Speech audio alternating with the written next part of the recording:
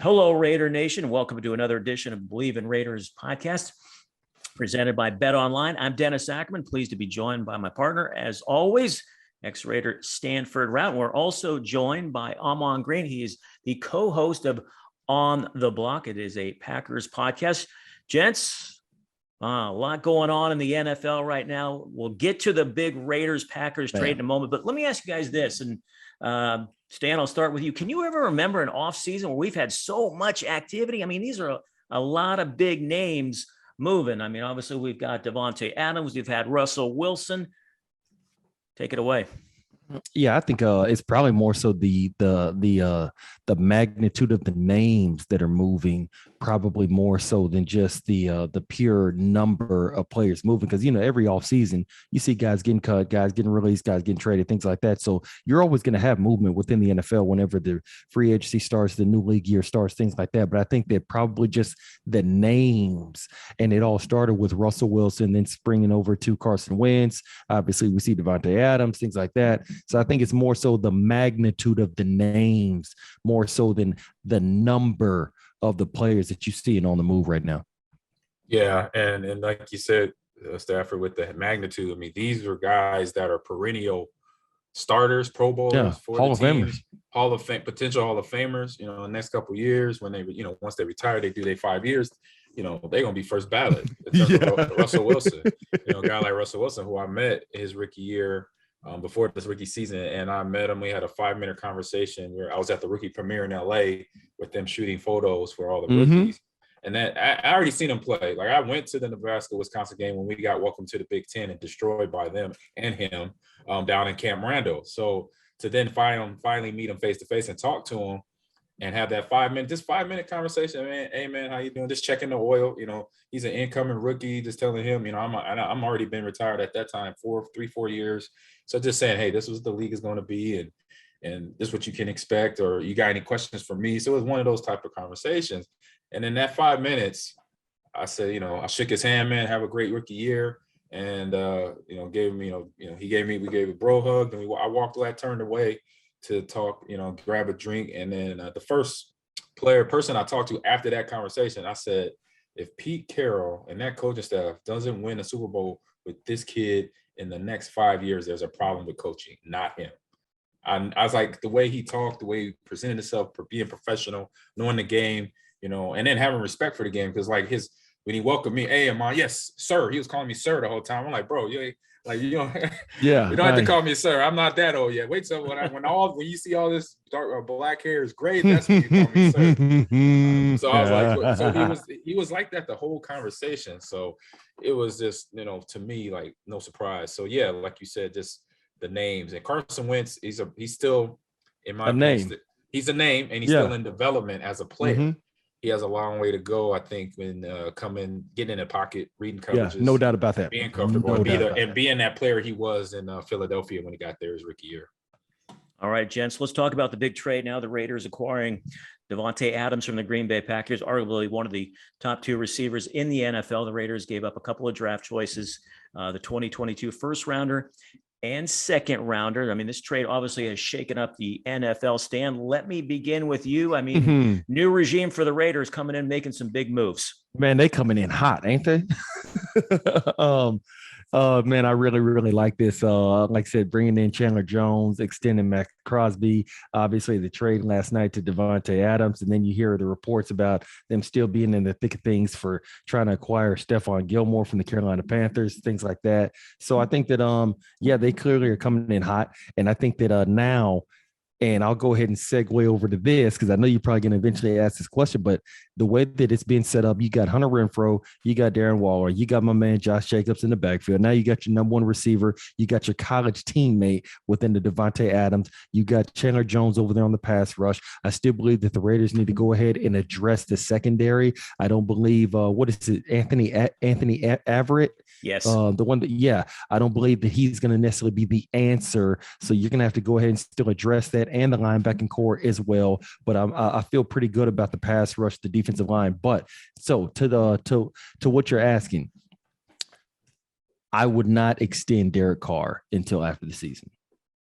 You're going to let him play a lame duck season? I would, yes, because you now have your college teammate. You have the best receiver in the NFL. At worst, he's the second best receiver in the NFL. You got Hunter Renfrow, a top-notch slot guy. You got a tight end over there who's what, at worst, third best in the NFL. And Waller, you got pass rush now on the other side of the ball to go ahead and match up with the pass rush that was bolstered with the Los Angeles Chargers, adding Khalil Mack. Obviously, the Kansas City Chiefs have pass rush. The Denver Broncos, they added Randy Gregory. So you have so many pieces in place. Now, I want to see what you can do, Derek Carr. So, with that being said, that's why I would actually not extend him before the season. I want to see him gel, him mesh, because I don't think that right now anymore he could have any excuses as to, okay, well, yeah, Stan, there's a reason why the Raiders can't win the division is because of Pat Mahomes. The reason why he can't win the division is because he doesn't have a number one receiver. Well, he doesn't have that excuse anymore. So that's why I want to see what he can do. All right, Ahman, before I get to you Yeah. on how this Packer land is viewing this trade, I just got to read the sponsorship, keep these guys happy. And it's Right. that time of year college basketball takes center stage with the tournament finally upon us. Well, I don't know if it's taking center stage with all the things going on in the NFL. But anyways, if you're looking to wager this year, BetOnline is the #1 spot for all your updated odds and info, along with great contests, including the bracket contest, where you have a chance to take home the top prize. Head over to our website or use your mobile device to sign up today and receive your 50% welcome bonus on your first deposit. Just use our promo code BLEAV to get started. BetOnline is your continued source for all your sports wagering needs, including live betting and your favorite Vegas casino games. BetOnline, where the game starts. All right, Ahman. I think Packer fans probably thought, okay, Davante, the Packers have franchise tagged him. We got him at least one more year, and then that had to send shockwaves through Packerland with the announcement yesterday of the trade. Yeah, I was driving my car and I just had to focus a little harder on the road. When I saw that, I was like, am I in the twilight zone right now? I'm like, okay. I'm like, did I just read this correctly? I shouldn't be reading the text message while I'm driving, but I need to see this one. My wife texts me on top of that, who is a Bears fan, just so you know. So that when it is a heavy, situation going on. And, from that, I'm just like, okay. But I knew as a former player, and Stafford could I say he could co-sign on this. When you're the top person at your position in the league and you know it, either because you're being humble and then the stats out there, or you just know it because you've done a hell of a job over, a 5-year stretch like Davante has done. And then you get tagged. So there's one or two things going on in that player's head. Either he gets tagged.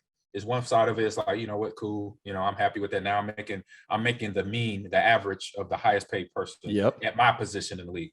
Or he's thinking, what's the problem? Why can't I get a multi-year deal? It brings me back to Le'Veon Bell a few years ago with Pittsburgh.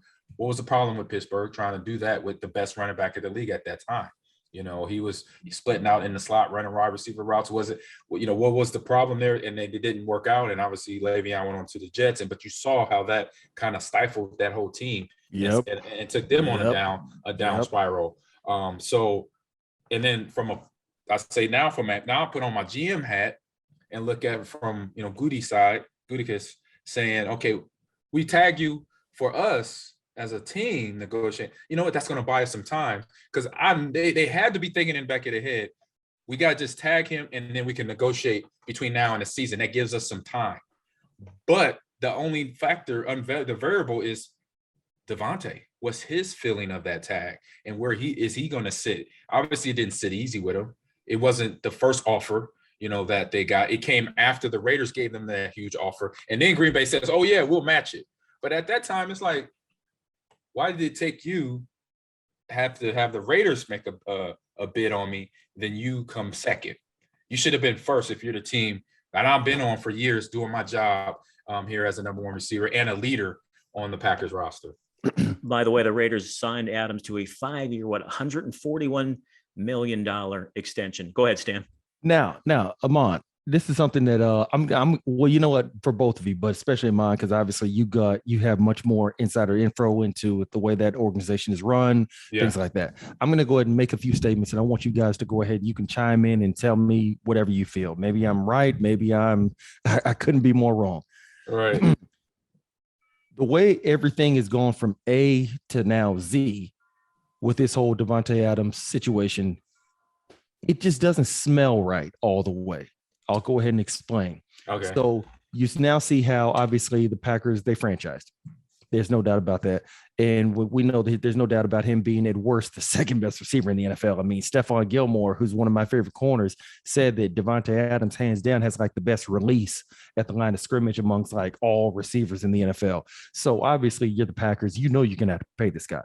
Okay, you franchise him because, like you just said, Ahman, that gives you time to go ahead and figure out what you're going to do.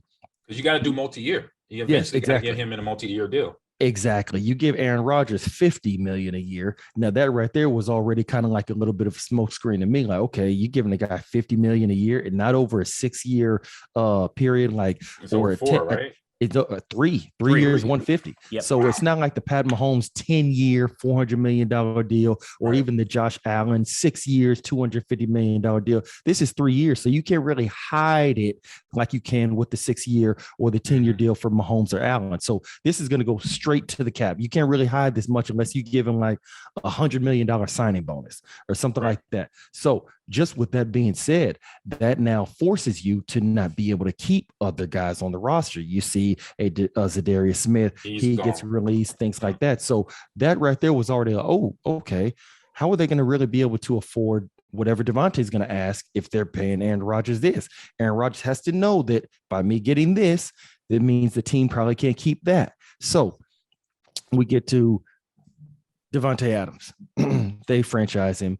And as soon as free agency opens up, now all of a sudden, like, we're not hearing any rumblings, or at least I didn't hear any rumblings about the Raiders negotiating with the Packers on a trade. It's like it just came out of nowhere.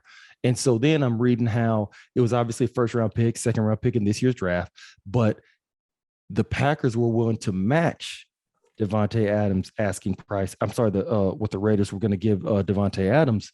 That to me didn't smell right, because I'm thinking, just a couple of days ago, I'm hearing that they were far off as far way as off. That's way what I off. heard too. I heard that too. So unless Davante was asking for 35 and the Raiders came in with 28 and the Packers were also willing to pay 28, then how the hell were they far off just a couple of days ago?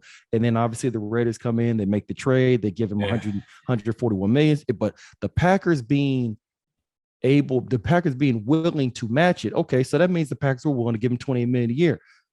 I would think, I don't know Davante Adams from a can of paint. I just know he's a great receiver. I don't know him personally. Correct. He's been in Green Bay for 8 years. Mm-hmm. Had a lot of great times, great plays, great games with Aaron Rodgers, who's at worst, second best quarterback in the NFL, third, whatever. Mm-hmm. Top 5. Let's say top exactly. 5.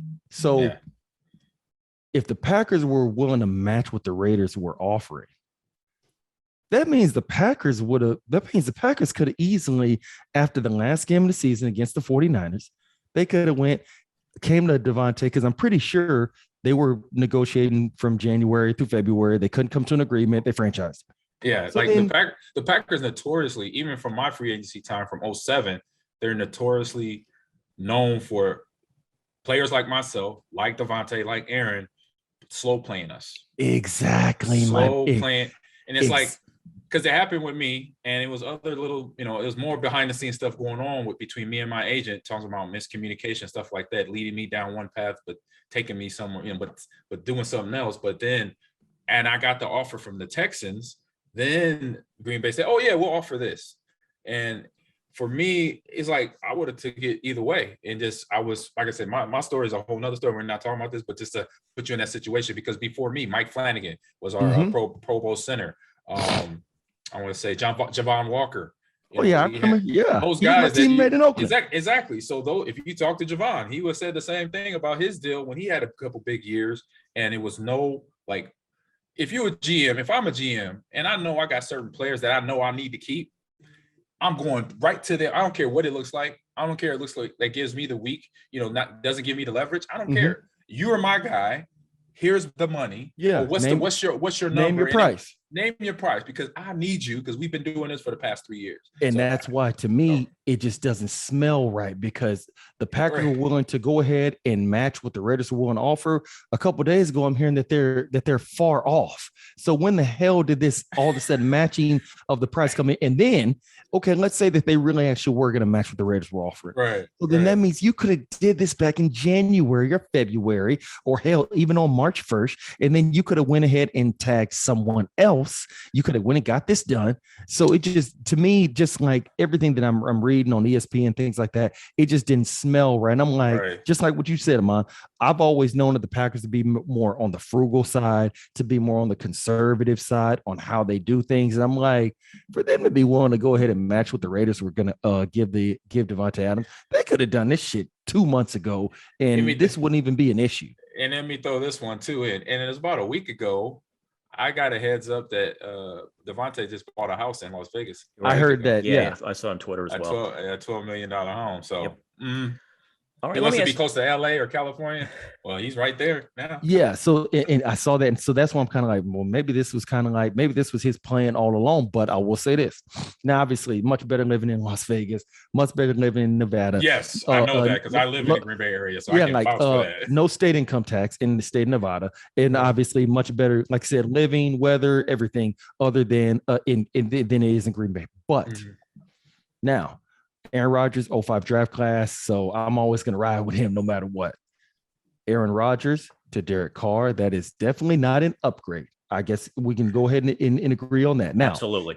He's your college teammate. Right. Derek Carr is a very fine quarterback. There's no doubt about that. But one thing we can all agree on, that ain't no upgrade going from A-Rod to number 4, Derek Carr. That's not. So they just have a chemistry from when they were at Fresno State together. They have that. And they know that, and I say that's at least they have that. That gives them a better shot of then producing a great season for this team coming up there. So that's what I was thinking. Okay, so Stan, hold on. Let me chime real quick. Okay, to your point then. Okay, yes, they did it at the college level. Those two guys played together. And obviously, everybody, yes, if you compare Derek Carr and Aaron Rodgers, of course, I'm going to want to play with Aaron Rodgers, or I'm going to take I love Derek, but like you said, I'm taking Aaron Rodgers over there. So let me ask you this: how much just in two-part question. This is to both of you. How much more pressure does this put on Derek now that he has one of the top receivers and he has all these weapons? How much more pressure? And my second question is, does Davante just maybe need a change of scenery? I mean, you guys played for multiple teams in your career. What about that? I personally, Ahman, I don't want to cut you off. No, you're good. I'll say it real quick. I mean, for me, being a running back, it's a little different because, like, for me to stay here made sense. I say because the run game doesn't matter the weather, doesn't matter, rain, sleet, snow, it's going to run. I'm going to get the ball. It's going to happen. Pass game and being a receiver and a quarterback, sometimes that can push a receiver or quarterback to say, you know what? And he made it clear that he wanted to change. He had made I don't know if it was a comment at a press conference or something he posted on Twitter in the last few days. He made it, he feels better. He wanted to, have a change of scenery. He made that he made that comment about that just recently. Okay, Stan. So how much pressure is on Derek Carr now that he's got these full set of weapons? I know the offensive line is still a work in progress, but how much pressure is there on Derek now to produce? That's why I said the Raiders to a farther win one game at least in the playoffs now. That's why I said I would not extend Derek Carr till after the season. And I like the way you think right now. Yeah, I would be the same way. I would do the same exact thing. Because I'm not gonna sit up here and cave to that growing sentiment of like what you just said, DA. Oh, so Stan, you're going to let Derek Carr have a lame duck season? I'm sorry. Every other fucking position gets to be in the final year of their contract. Yeah, but Stan, quarterback's the most important position in all of sport. You know that. But you know the what does that mean? That's going to cause. The distraction that's going to cause if they don't sign him to at least a 2-year deal. That's going to be hanging over that team. What type of earn it? No. I get that. No, DA. What type of distraction? What, the fact that he's going to have to actually earn his fucking money? No. And I get that, but that's going to be questions from the media and everybody. And he's going to ask and the GM's got to deal with that. DA's got to deal with those questions. It's their job to make sure they have the roster. Is it GM? Is it GM? This is what I'm telling the media. We have not extended Derek Carr yet. We plan to do that after the season. We'll see how this season goes. Next. And if anybody wants to then ask a follow-up question or a follow-up, like, okay, We're going to extend Derek Carr at the end of the season. We will see how this season goes. Next. Period. I see where you're going, Ralph. And like 15 reporters are not going to ask a follow-up question when you're giving the same damn answer. And the point what I'm trying to make is,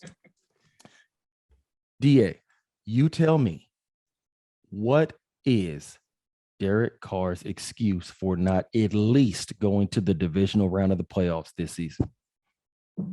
Well, right now, like you said, they still got the offensive line for one, because it's still they I know they've lost their first two picks now, part of the trade. So somewhere between the third and the seventh round, they got to address that offensive line. You know that as well as I've been harping on that for over a year now, that the offensive line is the weakest link on this team. You said the secondary. I think they have done some stuff on the back end.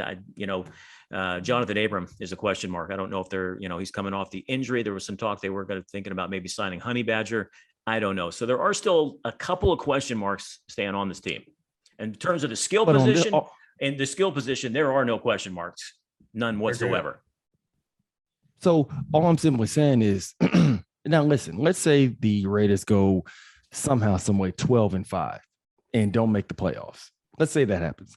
I'm okay with that. 12-5, that's a good record, especially in this loaded division. Right. But as far as I'm concerned now, like, man, I need to see an extreme production jump in Derek Carr's performance going into this season as opposed to last season. I need to see that, because otherwise, why the hell did I trade for Davante Adams? Why did I give up a first and a second round if there's not an extreme jump in production in Derek Carr's performance, which means it'll be a jump in production in the offense's performance. If that ain't fucking happening, why the hell did I trade for this guy, your college teammate? Why the hell did I do that? Oh yeah, and by the way, I'm anticipating us putting up more points on the scoreboard this year. So I went ahead and got you another pass rusher to go ahead and get after the quarterback. That way we don't have a 29-14 with 4 minutes left to go in the fourth quarter debacle like we did on Sunday Night Football for the right to go to the playoffs against the Los Angeles Chargers, where we blow the 15-point lead on consecutive fourth down conversions for Justin Herbert. That way we don't have that issue. That's why I got Chandler Jones. So I'm anticipating that we're going to be having the lead in a lot of games. And that's why I got another pass rusher. So all I'm simply saying is I like Derek Carr as a quarterback. No doubt about that. You know this. But for what he now has on the offensive side of the ball, he had already a good slot receiver in Hunter Renfrow, a top-notch tight end in Darren Waller, got a bell cow in Josh Jacobs. We just simply were missing somebody, and same thing, just like against the Cincinnati Bengals, we're missing somebody that we can line up outside and say, hey, go give me a reception. Hey, go give me a third down conversion. Hey, go make this play over this DB. Go ahead and jump over him, or, something like that. You now have that. So what is your fucking excuse? That's why I would not extend him till after the season. Fair enough. Ahman, let me ask you this. Do you think Aaron Rodgers signs that 3-year, $150 million extension if he knew Davante Adams might be on the move? That's the $1 million question. That is the $1 million question. Potentially, there is a chance that he might not have signed that contract, knowing that his number one guy and friend off the field, number one guy on the field, it would not be there, because he knows the talent of receivers that are there and they're still developing. And and part of that development is gaining his trust, not the team, not the coach's trust, not Matt LaFleur's trust, not whoever the Tom Clements, who's back with the Packers, trust, is Aaron's trust. I've seen that. I remember in 2009, he was only in his second year as a starter, and watching him develop into that leader. And as a quarterback, you've seen it, Stratford, being from college to the pro league. When you watch quarterbacks and their number one people, or receivers that are young in the system and they're in practice, when they drop that ball, they drop a few balls from the starter. It's like, oh, bro, you're going to have a hard time, because you're not catching the rock. They be like, what's the problem? I'm like, bro, just catch the ball. That's what I say. That's what Brett wants, or that's what Aaron wants. Yep. Just catch the rock in practice, and then you gain his trust. Don't worry about the coaches. Yeah, that confidence. Coaches, it's the confidence in him. So he knows when he gets to the line of scrimmage, he makes a check. He sees that the DB is man press and he can go out to outside deep route. He's gonna look at you, like him and Davante do. They do that look. They do that right there. Then they're gonna come to you. When you don't have that, then keep working. That's all I would say to a young receiver. Keep working and catch the rock, basically. And to me, this is where it's really interesting, because Aaron Rodgers, as much as I love him, But just like also like with a Russell Wilson situation and the way that the dichotomy and how Pat Mahomes did his situation is for Aaron Rodgers, it's all about what he wants and what's important to him for the remainder of his career. And I say that if Aaron Rodgers really, really wants to go ahead and get another Super Bowl, so now he's not tied with Matthew Stafford. I know where you're going with this one. I hate that for him, by the way. I hate that Aaron Rodgers and Matthew Stafford now on the same level. I hate that for him. I really, really do. But if you want to go ahead and have a Super Bowl roster, you're not going to be able to go ahead and get paid $50 million a year. You're just not going to be able to do that. Boom. And the simple fact that Aaron Rodgers was standing so hard on his laurels about, I want to be the highest paid quarterback in NFL history, you're pretty much ensuring that you're not going to have that Super Bowl roster. And I think that right there caused a trickle down effect where they can't keep certain players. Maybe that's the reason why they came to Davante. We're like, okay, we're going to franchise it because, we can't match what you're asking. Well, I think that's when Davante now, he goes into business mode. Aaron Rodgers is one of the best quarterbacks. Anyway. Exactly. Aaron Rodgers is one of the best quarterbacks in the NFL, if not the best, whatever you want to call it. You can rank him 1 through 3. I don't care. But he knows that, okay, yeah, I love playing with Aaron, but Aaron clearly just made a move, 3 years, 150, showing that he's thinking about himself. So why don't I go ahead and start thinking about myself? And it's okay for players to think that way. A lot of fans don't understand that standpoint. You look at any other professional sports, the time, sweat, and tears put in, the time we put in when we're 8 years old into high school age, that's the time. And that's why these players now, NFL players, are speaking more about it. Like you saw NBA players do it more and baseball players do it more. But now NFL players are coming into the league and are now coming out of the league where Aaron's is almost exiting. But they know their voices mean something. They know they're more than just a guy in a helmet and shoulder pads. So with that, now this is, like I mentioned, this is the business side of it. So he has Aaron, Davante, they'll have those rights to think that way and then request that as well. Yeah, right. and I think for Davante Adams, maybe a little bit, that may be a little bit of a, I'm not going to say a blow to him, but let's just say it could have been a little bit of a wake-up call. Like, man, he just went ahead and signed this big-ass contract, 3 years, 150. So that already means that we're not going to be able to keep certain guys or bring certain guys back. So, okay, well, exactly. Shit. So now he's showing where his mind is at. Well, now I got to match that because I think, I could be wrong on this. You said he made the comment about a change of scenery might be good. I'm assuming, I always thought he loved playing with Aaron Rodgers. I remember back when there was the talk about, is Aaron Rodgers going to be traded? Should the Packers trade him? And I remember he was saying like, yeah, I rock with 12. Like, right. I want to be wherever 12 is. Well, obviously that changed over the last, several months. So I have to think that him signing that $150 million contract over 3 years, I have to think that sent a wake-up call to Davante as far as like, okay, I was thinking that he was going to go ahead and sign a deal that allowed us to more so stay together.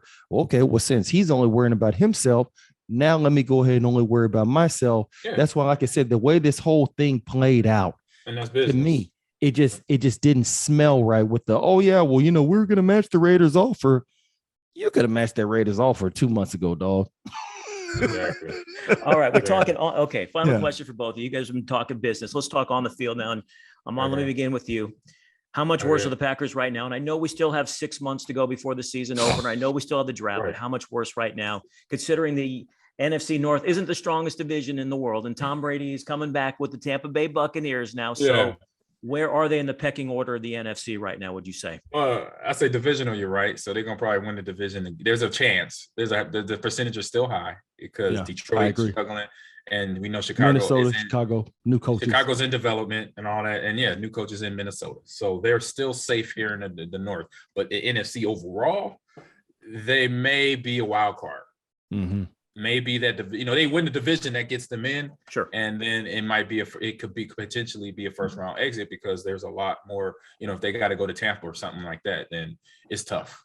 All right, it's tough to have, even though they got Aaron, they don't have Davante, and some of the other receivers have to come on up. So there you go.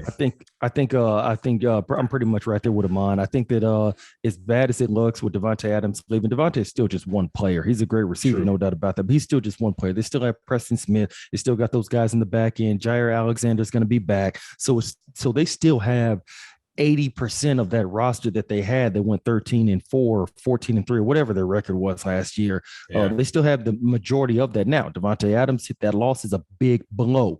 I think you better go and spend that first round pick and that second round pick that you got from the Raiders. You better spend both them on this receiver heavy, on a receiver in this receiver plentiful draft. You better do that. There's no doubt about that. Don't go and draft no running back. Don't draft no freaking quarterback. Don't draft no freaking D tackle. Don't do that. You better spend both of those two picks on a receiver. And I think that if you were to go and let's say find yourself 3 B receivers on a scale of, on a grading scale, 3 B receivers, I think can go ahead and supplement the loss for the departure of a plus receiver that you have in Davante Adams. I do believe that you can fill someone's shoes from a committee standpoint. Obviously, you're not going to be able to replace him just man to man like that because he's too good of a player. But I do believe you go and you put 2 B receivers in a Green Bay uniform.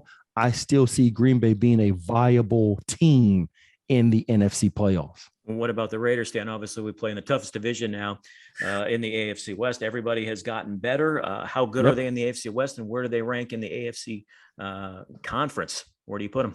Well, in the AFC conference, obviously the Bills, I would still give them the edge, and they got Von Miller now. I would say the Chiefs. The Chiefs are still the Chiefs. The Cincinnati Bengals. They got Jamar Chase. They got Mixon. They got Joe Burrow. They're still going to be a good team. I don't know if they're going to go to the Super Bowl again, but they're still going to be a good team. But right now, it's all about how they're going to match up with the Broncos and the Chargers.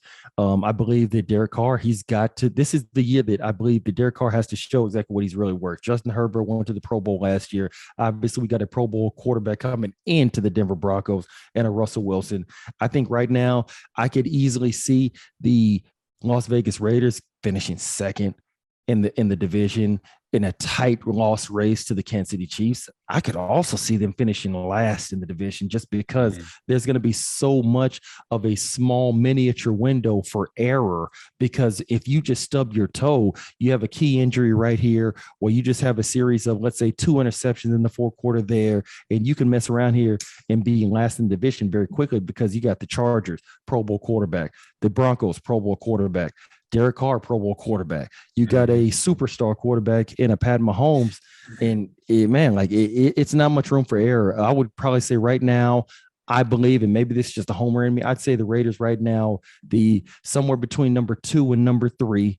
Let's call them 2.5, 2.5 in the division right now in the AFC West. You're right. They could finish last and still be above 500 in the division. You could see them going. Oh, no doubt. 8, 10-7. I don't think you're like that. I don't think you're going to see a team. Well, by the grace of the football guys, nobody can go 500 anymore. No. Because now it's 17 games. But I don't see anybody who finishes last in this division I don't see anybody finishing this division with a losing record. Right. I don't either. I agree. I think everybody can agree with that. So, gentlemen, great stuff. This was a fun podcast I'm on. Thank you so much for hopping on with Stan and I, talking some Raiders, Packers trade. Big fan, man. Big fan. No problem. Thanks. Got to have you back on. And don't forget, Thanks for having me. Yeah, you can catch Ahman on the On the Block podcast. And of course, Stanford and I will be back with more Raider news as it happens. All right, Raider Nation, that's going to do it for another edition of the Believe in Raiders podcast presented by Bet Online. For Ahman Green and Stanford Routt, I'm Dennis Ackerman saying so long, and may all your punts find the coffin corner.